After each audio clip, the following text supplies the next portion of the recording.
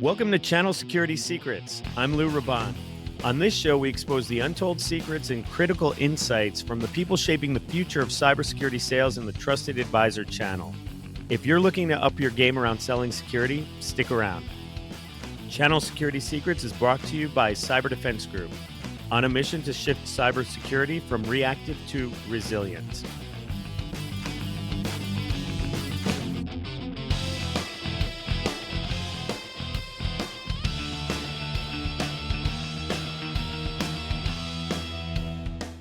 I'm stoked to chat with our guest today. She's an award-winning cybersecurity leader, educator, and customer advocate with over 13 years of experience in the field.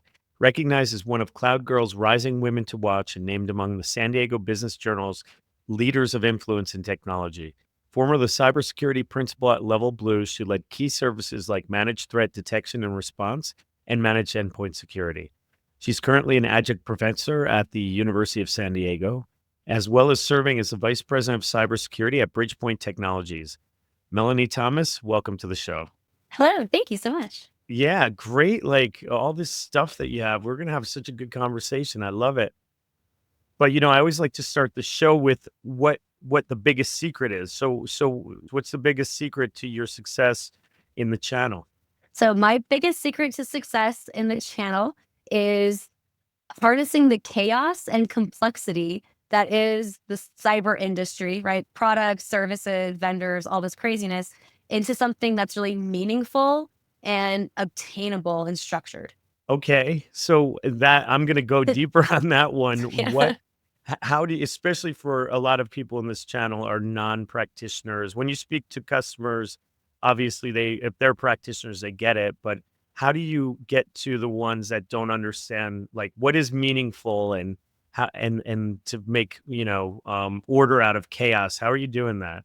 We do that in a couple different ways. And this is also what we train our strategists and teams here at Bridgepointe to look at. And we're kind of thinking about cybersecurity and what does it mean to get in these conversations. So a lot of what we coach around, top three things would be that nuance matters, right? So we're thinking about what technologies do they already have, right? How do their teams like to function, more so than just how many endpoints or servers do they have, right? How do we actually can operationalize all of those different technologies to work together? Because cybersecurity is really just a team effort. It's really just a lot of everything's connected, kind of conspiracy theory kind of feeling sometimes, where it's the firewalls are connected and how we choose different vendors, right? The nuance matters.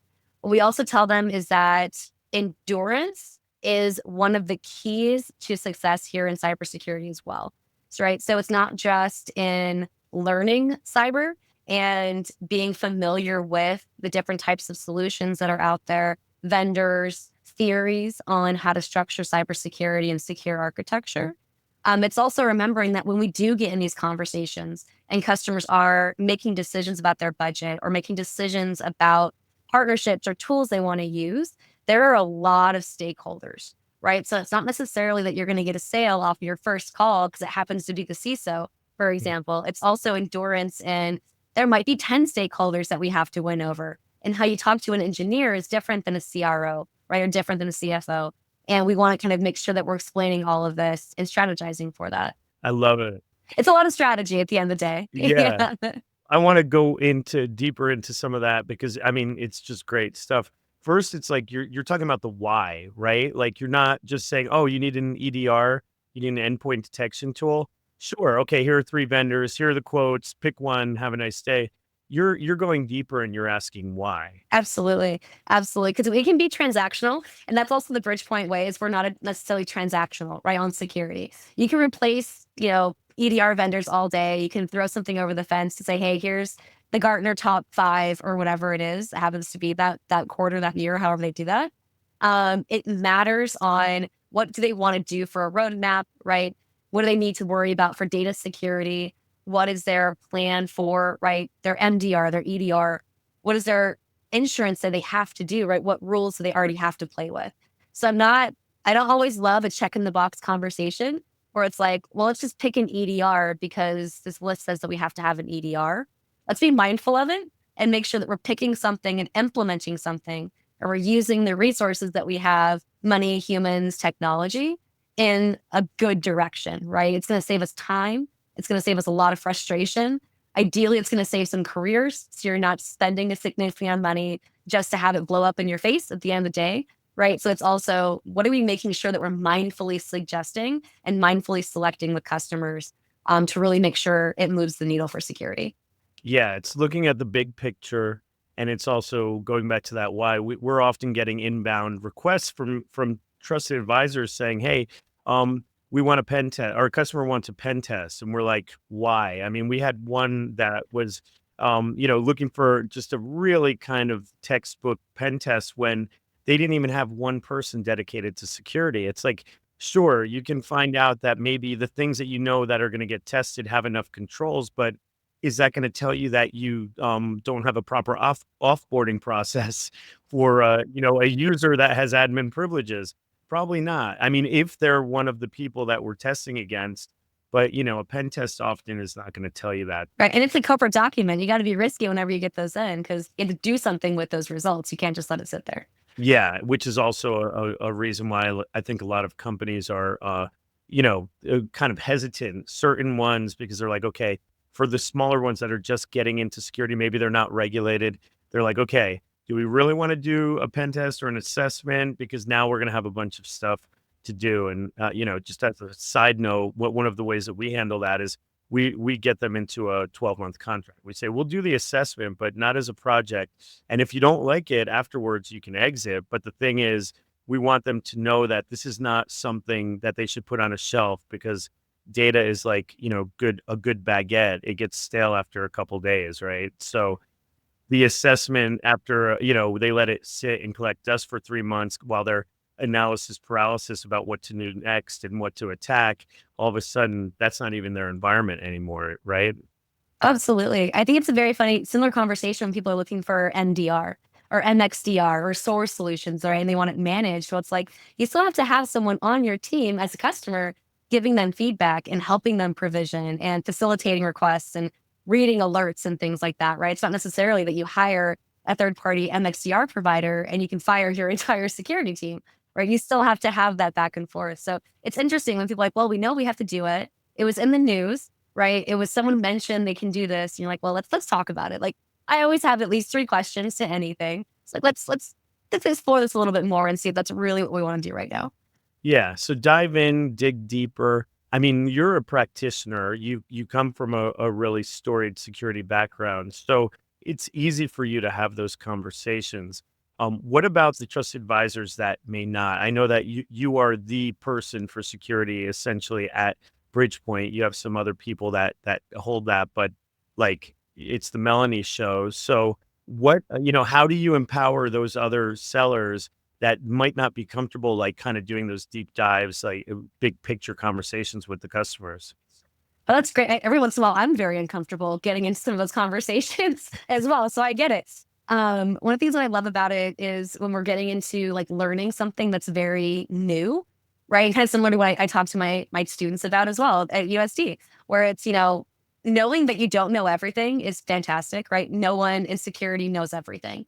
And so, yes, you can walk into Black Hat, for example, you can go to DEF CON and talk to who might be the smartest person in the room, but that's different context, different experience, right? And it really is a team effort. So Mhm. doing some due diligence, right? Take some courses, some free courses, right? Go online. There's lots of vendors who will provide kind of free training. Keep your mind open, right? Some that's guided, but right, find something that you also enjoy, right? Find something that maybe lit a little bit of fire that you want to investigate a little bit more and do some of your own kind of research, spend some time learning security.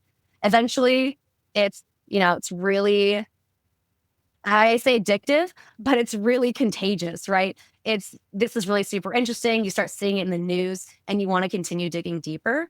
Also, ask for help. I lean on my teams all the time because they have right different experience, different ways of doing things, different approaches. So ask questions, ask for help, get somebody else in the room with you. But definitely, learn a little bit on your own and be able to right know a little bit of acronyms, and it takes time. So don't beat yourself up if you don't get it after your first call, after your first month, maybe after your first year, right? Security is complex. There's hundreds of ways to do it, and everyone does it differently. So it's not a one size fits all. Jump in, right? Get someone to back you up and go from there. Yeah, big time. And I think saying I don't know, that's really important. I've spoken to Sure. other TAs that are they say, hey, listen, that's one of your biggest strengths is being able to say, hey, I don't know, but I'll get you the answer.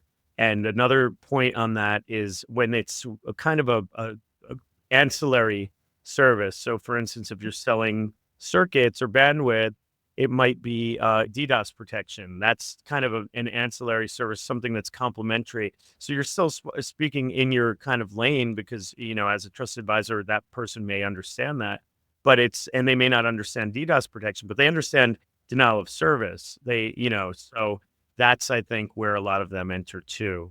That's a great point. Yeah. Find something that, yeah, it's tangentially related, right? Something that you can kind of be familiar with.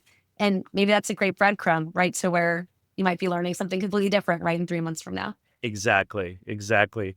You also mentioned I wanna go back endurance because I mean, listen, I think a lot of life is about endurance, and a lot of success in life at least, right? So, Yes. Yes. what tell me more about that, about the endurance in a sale for security.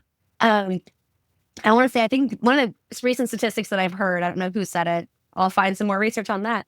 But one of the things that we've seen a lot of vendors also say, I should say, is that it could be up to 18 months or longer, right? That a customer is looking at replacing some of these key pieces of security. And so if they don't sign in 30 days from talking to you, from filling out a demo request randomly online, from maybe a lead that you purchased from a B2B lead marketing, for example, and they don't buy the first time you talk to them, that's okay, right? You're competing against hundreds of other people, thousands of different technologies and combinations of that. And so that's going to take time just to weed through, right? Get to that first phase, which is where trusted advisors also where we help, right? It's like, let's go through, let's talk about some of the top ones that we have experience with that we know are going to be legit, right? As we Mhm, move forward with that. But mhm, it's also looking at, these are not transactional services, to use that word again. So these aren't something that's really easy to rip and replace. It's going to take one day to change an API token, things like that. Those aren't these kinds of services, right? Security services are really ingrained, not just in your security stack, it's in your processes, it's in your company policy, it's in your business impact analysis, your backup and recovery, your disaster recovery, incident response, right? And so all these matter. And so it matters. You can't just rip and replace an EDR, right? So, for example, when CrowdStrike had that very unfortunate development incident last year, uh, not we didn't see a lot of shift in CrowdStrike usage, right? Because they're still a very legit company. They just happened to have made mhm. a very unfortunate mistake and got themselves in the news. Yeah. And so it's not just it's easy to rip and replace. Even rip and replace could take 6 months by the time you get a vendor, depending on right how you access your devices and things like that. So it gets really complicated, and sometimes that's where people just kind of glaze over. They're like, "Yeah, there's no way I can remember any of this." That's also fine, right? People like me are nerds. We love the details and we love getting into that and team effort, right? It takes all of us to get through these. But having the endurance to say, you know what, this might take 6 months. We might be talking next quarter by the time we can look at another vendor. And that's okay because that's how long some of these systems take to really mindfully implement something that's going to stick. Yeah, so be prepared, right? Be prepared that it's going to be a longer sales cycle, so endurance and patience would be, part of it. So that's really good advice for anyone selling security. And for selling solutions, it's even harder, meaning, like services, like what we do. It's like if you're selling a services sale, often to your point, it's not just that it's so hard to rip and replace a vendor for EDR or a service vendor, but it's also if you make the wrong, choice, it really could be your job, and it could be a couple people's jobs because it could risk the company's reputation if you make the wrong choice. So, not like if you get an IT vendors, I think the same for IT vendors, but that's another story. You definitely want to choose the right one, or it could be disastrous. Oh my gosh, But I right. mean, yeah, like, let's say printers or whatever, like, if you're gonna or toner, if you wanna get a new toner, if you make maybe the company lost a couple, $100 or so $1,000, but that's something that you can just do on accounting and recover from, save some money, whatever, but you make the wrong choice of a vendor and you get, hacked, basically the worst thing that could happen. There's real impact there. So I think it's definitely and that leads to my you were talking about these, all these vendors, and you go to Black Hat and you see this, the big security conference. Um, it's scary how badly the vendors are misleading everyone. I think that's part of the big problem that we're having in cybersecurity because everyone is trying to market that they've got the silver bullet that's going to solve all the problems, and you know very well what's behind that. What are some of your experiences with that? Oh my gosh. I think the prime example is AI. Oh, we have AI. AI can do all these things. And it's like, no, I have questions. AI is shiny data science. It's data science with software. It's not a magic bullet. And it matters, right? How they train it, how they implement it. Is it AI for security or security for AI? Right? There's a lot of different ways that you can do that. So we see a lot of people saying, well, it has to have AI. And luckily, I think we're starting to see that tide turn where we're starting to question, like, what does that really mean? And do I really want to pay more for it because I don't really understand it? Right. So it's not the super shiny thing. Another thing that we're also seeing is not being transparent with the total cost of that vendor, of that technology. So sure, you could be an MDR provider, but if you don't tell them, well, now you have to deploy a collector at 31 different sites and it's a physical collector, your team has to go do it, but we have to have it. You don't find that out until afterwards. Well, now it's a significant cost, right, to you and your teams. Uh, Microsoft Sentinel is a big one too. So as we're seeing more companies wanting to leverage Microsoft and consume more in the Microsoft ecosystem, that's not free. Just because you have an E5 license, that's not free, right? There's extra costs behind that. And I think if we start going back to some of the fundamentals, right? If we think about IT fundamentals, security fundamentals, as you're designing an environment, the total cost absolutely makes sense. It's not just what you're paying that vendor, it's the ingress egress, right? It's the bandwidth in your network, it's servers they have to set up their services on, and all that comes at a cost. And so as we get more and more into very economic uncertain times, customers are having to reduce budget or freeze budget. They can't absorb like they used to, right? Significant extra costs on the back end that they didn't plan for. Oh yeah, big time. So many good things in there to unpack. I mean, first is the cloud model, which is this elastic, amazing. I'm old enough to remember that the cloud was like the three servers that were so loud in my, under my desk. And that was my cloud. Now you can go, you can do basically anything. We are now moving to forensics in the cloud, having a forensics lab, super secure, easy to get, huge data, transfers. Don't have to then download that data. It stays up there. It's awesome. However, the costs for that are ridiculous. I mean, just to have a cloud based one big forensic workstation in the lab is like probably about $200 a day. And when it's idle, it still costs money, because you're not completely destroying the instance. So that like thing about the customer's not really taking into account that, okay, here's a licensing cost, cool. But it's like, well, wait a second, what's the compute cost for all that and storage? And then you get all, the ingress, egress of data, the bandwidth, there's that. And then there's, the other thing that's really interesting is the vendors when you were talking about the AI vendors. And what kills me is, and that most people don't realize, is you'll go online and every time I see a new AI vendor and they're like, give us all your data. And then our AI will tell you, first look at the privacy policy, which is probably like, we're going to use your data to train our model because now data's not the new oil anymore. Data is like the new diamonds because they've just basically exhausted all content that they can get other than, now they're paying API fees for Reddit and stuff like that. But, there's just no way for them to find the amount of data that they need. So they're using your data usually. It's usually they're using someone like Claude or Chat, OpenAI or, Grok behind the scenes. So they're just paying a cost there. This is a whole startup ecosystem based on this stuff. And then third, the worst part is go on to LinkedIn, look at their, the people in their company. There's usually 10 people and they're all either sales and or tech.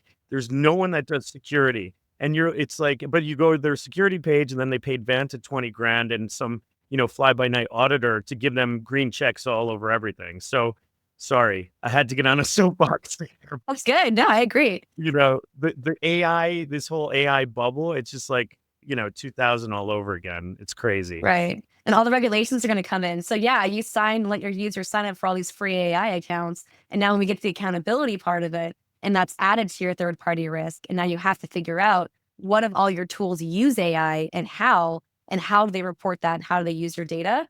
It's a whole other piece of third party that's going to, I think, become more relevant in 2026. And there are, of course, vendors out there people can connect with and do all these things, but it's attestations, right? It's a whole extra set of surveys that you send to your vendors on top of what you're already doing. So especially if you're a vendor yourself, right? What are you up to now? Because now you have to send it to all of your customers. It's a whole thing. So I think we're starting to see now when people jump to emerging tech, it's great, it's innovation, but it all comes at a cost, especially if they said it's a free service. Big time, big time. We're getting a ton of inbound, inbound AI governance requests. So, which is great because we've got the capability there. But I don't know. I'm on the fence. It could be like privacy. I was in privacy before people really knew back in like 2013 for a big company. And as I started, my practice CDG, I was like, all right, I'm going to lead with privacy. And I got a lot of inbound in the beginning when GDPR came out and stuff, but then it just went to the lawyers basically, and it just became kind of a paper exercise. So I kind of feel like AI is gonna could go that way where it's like you have a lot of stuff to do, but, maybe you can template it out and then just have the challenges for security teams. So back to, what's relevant to us, how do you control that within the environment? But, I think there's certain companies, at least from our experience in this channel, where they don't even have the basics down, like the simple blocking and tackling. They're not doing any of that stuff, or they've been misled by a vendor. We're seeing the second and third generation of like VCISO, an overused term where in the beginning they were just getting the one person that was telling them what to do, and then comes back a month or two later and says, "Did you do that?" And now they're evolving to our model, which is we bring a team and we execute, and actually operationalize it. So I think it's the same with AI where we're going to your point, we're going through that like kind of everyone's excited, Dutch tulips, right? But NFTs, best thing since sliced bread. Yeah. And then it's gonna, yeah, kind of even out probably. And something else will come along and we'll have this all over again. And AI would be the new privacy. Voila. It totally, that's the fun roller coaster that we've jumped on. I love it. Never boring. Yeah, seriously. And by the way, you did mention about being curious and stuff. It's such an important part of being a cyber practitioner, and I think that that's really relevant for salespeople too. And any, if you're the person that, to your point, is going out there looking at, reading, Brian Krebs and trying to figure out how did that happen, who's getting hacked. You don't have to be technical. You don't have to be like the guru. The fact that you're already asking those questions and kind of going down those rabbit holes is a good indicator that you'll be a good security salesperson, I think. So I think that's good advice too, and a good call out. You mentioned insurance too. That's one thing I wanted to kind of dig into a bit. Cyber insurance. So what are you seeing in the cyber insurance market right now? Rates are going to go up. That's an easy one. So I think across the board, everyone needs it, right? Everyone should have cyber insurance. If you don't already, like, we should talk about it, right? We should talk about cyber insurance. We're seeing a lot of need for claims coaching right now, which I've been in a lot of really good conversations about. So we're kind of also looking at connecting the dots. So in claims coaching, right? Sure, you have cyber insurance. Ideally, in your incident response plan or something, someone knows how to call those people. So when something does, go bad and go wrong, right, you can call them and they know what to do. But it's also, should you file a claim, right? So we want to think about cyber insurance the same way we think about homeowners insurance, about car insurance. The more you use it, it's not necessarily going to be beneficial for you as a company, right? But we see largely in the industry, everyone's using it. It's paying out most of the time.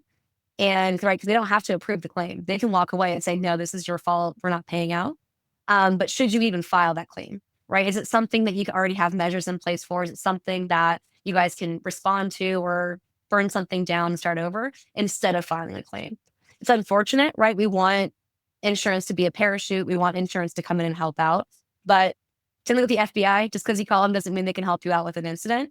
They'll do what they can, but more likely than not, they might not actually be able to help. And then how do we reduce premiums, right? Knowing that we're probably going to have to use it. We're probably going to know how to file a claim and when, but all that's going to make our premiums continue to go up. Underwriters are getting more technical, right? They're getting more scrutinous. It's not just, hey, we're going to, check a box and that's what it's going to be. We can attest to it and we'll walk away. They want to see proof. It's like a whole other audit that you have to do. And so, yeah, you need to actually be doing these things and also prove it So when you do need to file a claim, they pay it. But a lot of what we're talking about too is also the strategy around reducing premiums, talking with your insurance provider, letting them know when you deploy new technology for your security. Maybe that can bring a premium down. Making sure that your NDR, your IR provider, whoever it is on your insurance policy as your preferred vendor. So you can use them and they can jump in and help when it's time. There's a lot of the conversations that I think were largely siloed before. Like you mentioned, you hand it off to the lawyers, and that's kind of just if you need it, it's there. But more conversation and more coordination is really going to help everyone at the end of the day.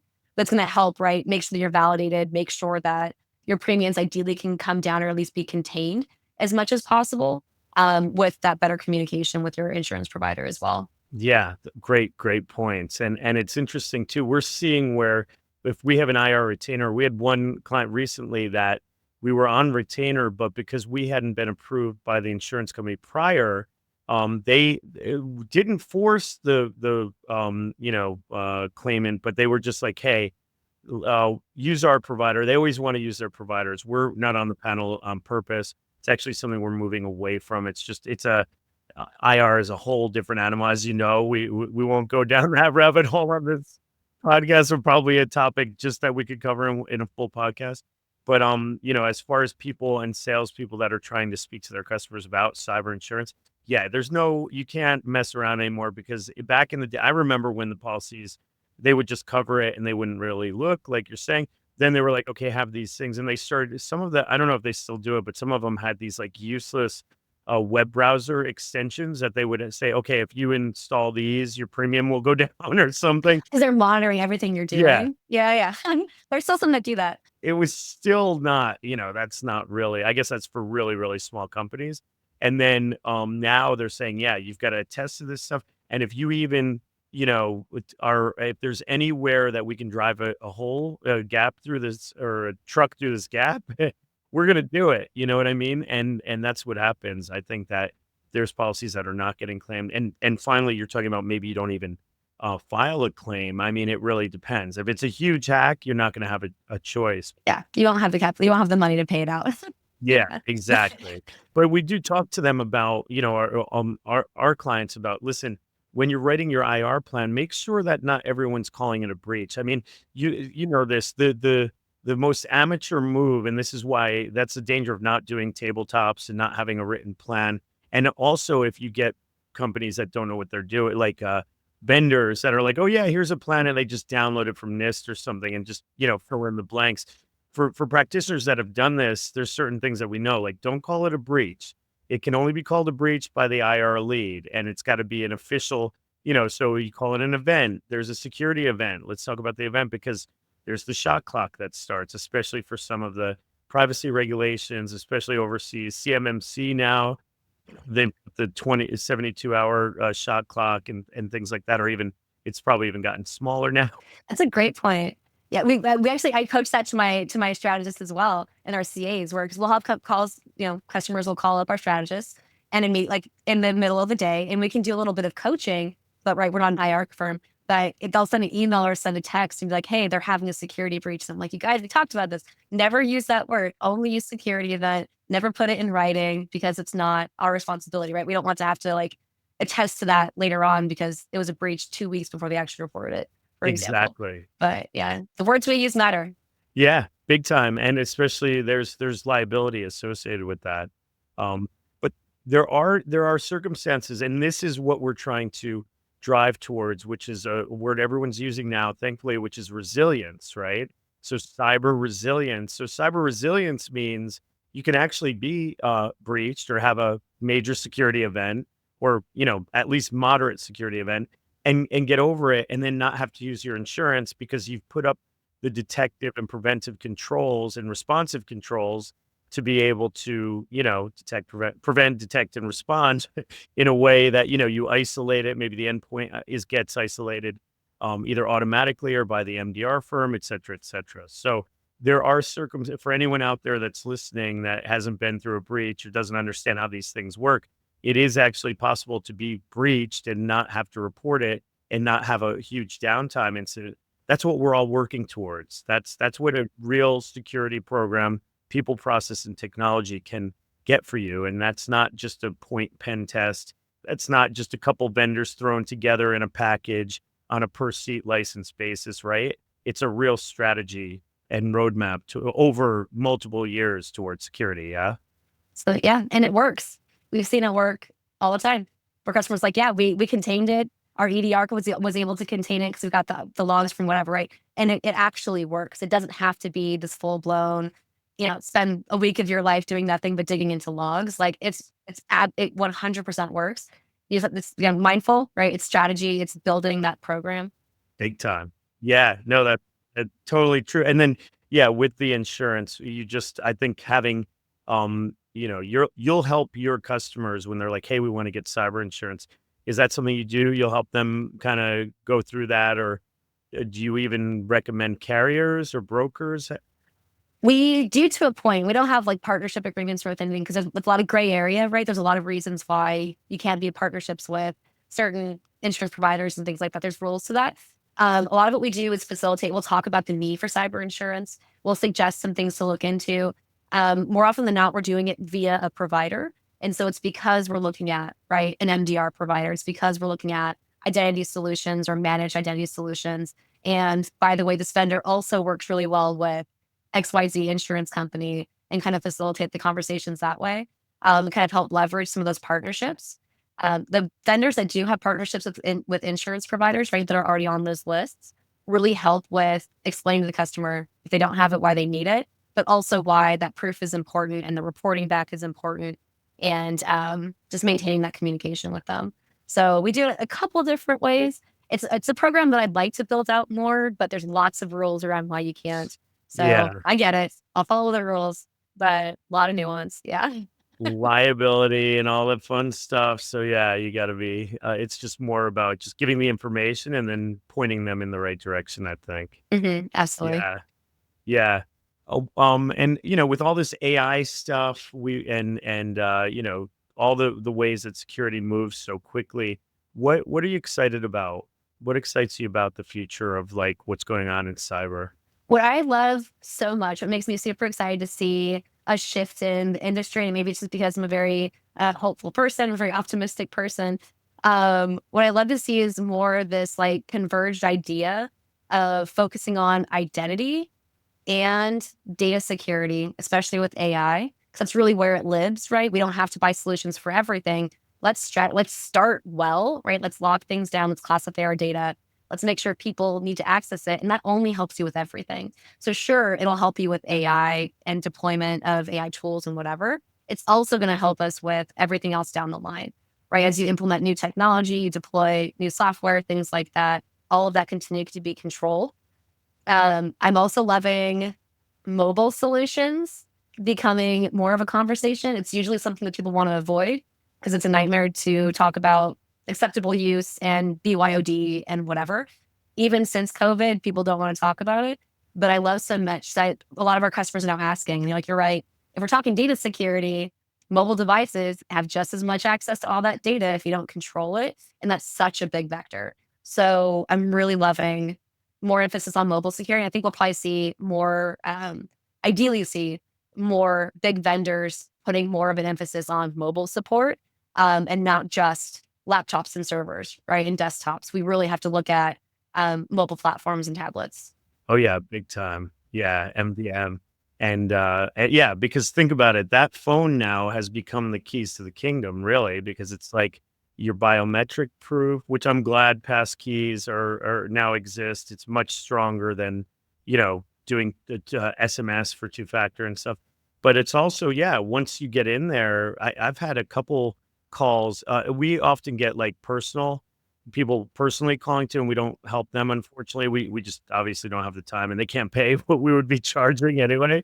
But and I feel bad sometimes. I'll send him other places. But one guy, he had his everything, like he had like a password vault that also was like just everything was hosed because he had everything on his mobile device, like his Coinbase, all his crypto was taken. Like Oh, yeah, it was really, and then we're talking pretty big numbers. So, yeah, those mobile devices are not just, we can't treat them like they were, in my era, there was a phone with a cord attached, and that was your device. My cool friend had the one with the suitcase, that like, it was a portable that you could take in the car, but it had a battery of like 30 minutes, and it was, $15 a minute just to like. So anyway, these things are not the same, they're basically everything. So And everyone has at least one of them. yeah. So, and your kids have it, right? You got to Oh, lock down the kids too. So we everything. have some providers, right, that'll be like, here's your company, like here's your company use, it's what you buy it for. And I think I've seen a few providers recently also say, here's a personal use version. So the company buys, right, the licenses for that, but the employees can also break it off and have as part of it, compartment of it that's also personal to be able to manage that. Cause just same, right? Their personal stuff gets hacked. If they have, saved it, forward anything from their personal email, right? All that can still be attacked as well, unfortunately. Yeah, or if they're letting their kids play Fortnite on their business computer, yeah. $20,000 in a business card. Yeah, or they just wanna, like, get the latest wall hacking or something, and then they download, malware, and there you go. So, um, tell me a little bit more. Bridgepoint has a very unique it's like a hybrid TSD TA firm. What can you tell me about, and listeners, people that might be not be as familiar with Bridgepoint? The Bridgepoint, we are not, and that's but the fun of learning Bridgepoint, because I've never been to the channel before.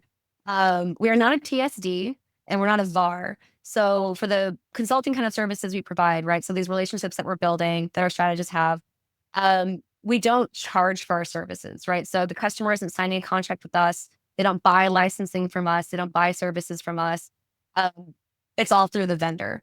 And so it's one of the things that I love too, and it helps us be agnostic. So we're not fighting for commissions or whatever, right? It's we get paid by the vendor when the customer buys. And so it also helps us be, the advocate, like a really true advocate for our customer, because we'll get paid regardless, right? Whoever we send them to. But let's make sure it's actually a good match, not just because they have a bigger commission percentage or whatever. There's no shame. People do that all the time. And I'm not trying to shame anybody. Do your thing. But in my perspective, it really helps us and the customer see that we're really just looking out for the best solution for them in a really holistic way. So we are very mindful when we have direct partnerships with different vendors, and we build up those relationships to give them access, right, to all of our strategy space for our client advisors, right, to a lot of our customers, and a lot of our customers are our partners also. So it's been really fun. So we do have two services of Bridgepoint that are direct contractual and our CX implementation side. Those are, we're actually, boots on the ground installing stuff and things like that. With the rest of our practices, the advisor that we do, it's for the betterment of the customer, right? And then it's just connecting them and matchmaking really at the end of the day. So we get really deep with it, right? We want to do all of their stack, not just transactional, not just their connectivity, not just the firewall project that's going to replace it or whatever. We really want to know, what do they use across their stack? How can we help them roadmap? And how can we help build that out? So we're in it for the long run, right? We want to see what that looks like and roadmap with them and create some of these projects with them and support it at the end of the day. So since we maintain those relationships, we care about how our vendors are servicing our customers. We care about escalations. We jump in with escalations also, right? We're saying, hey, maybe that service wasn't provided like you said it was. Let's talk about this on a QBR. I've helped customers with like incident reporting or just normal. This is what our SLA was for this month. You're like, well, that didn't meet your contract. How are we going to remediate that? How are we going to make sure that you meet your SLAs and give that credit that your contract says you need to give them? Right. So we can jump in on some of those relationships as well. And really, it's about helping it stick. It's helping maintain and keeping the customer getting what they're paying for, and getting those best services. Yeah, yeah. It's long term. It's long-term relationships over a long period of time versus, yeah, that transactional, which I guess if you had a theme other than all the cool cyber stuff we've spoken about today, it's like, don't be transactional. Transactional is not, that's going the way of the dinosaur. Yeah. It's trust in relationships and long-term planning. Yeah. Yeah. Yeah. So who's Melanie? Let's, kind of transition a little bit to personal stuff. I see that you're down in San Diego, yeah? And you're, being a professor at USD, that's pretty cool. I love it. UCSD. What tell me about like what you've got a lot of stuff going on. I'm looking at this list here. It's pretty amazing. Yeah, what do you want to talk about some of the stuff you do outside of work? I am really big about getting back to the communities and every community that I'm a part of. So I do a significant amount of volunteer work on boards, right, with other nonprofit agencies. And that's just always been really important to me to volunteer. So we'll volunteer with, for B-Sides, for example, also. So I'm the president for B-Sides here in San Diego. Very fortunate, amazing group of people. And we have, one annual conference a year. It's a really big conference, super fun, that attracts everybody, practitioners, C-levels, things like that. We want hands-on talk tracks, students, things like that. But we also maintain presence with all the other nonprofits in San Diego. And San Diego has an incredibly robust cyber and technology, just in general, community. And so we have, I don't know, 13 maybe different nonprofits here in San Diego. So the board members and I make sure that we're members of everything. We try to go as much as we can to keep connection with the community so we can support right from the B-side side whenever they have events or when they need sponsors. And it's really about like a collective action to help everybody out. So we have vendors, right, that want to do some partnerships. I've referred them to like our ISSA chapter, for example, or WISIS, where we can't use them for B-sides because we're a once annual event. But look at how many other people also need, right, money for events and sponsorships and things like that. So it's fantastic. That's And awesome. there's one coming up for Girl Scouts, which is really fun. For their cyber badge and Girl Scouts and volunteer with that. That sounds Um, neat. and we have San Diego CCOE, which is the San Diego Cyber Center of Excellence, which is a fantastic organization that helps, same thing, right? Boost cyber. Our InfraGard chapter is really, really big as well. So I can nerd out about cyber all day, every day, whether I'm at work or at USD or out in the world. There's so much to do with it, and it's such a great group of people. That's So it's a awesome. great community. Yeah, and you've got, I used to spend a lot of time in San Diego visiting my Marine buddies. So there's the Marine and Navy presence, the military presence down there, which has a lot of former cyber people from that area, practitioners and the federal government and stuff. So, and it's like the most laid back, I think, city in California, maybe perhaps in the country, just like super cool.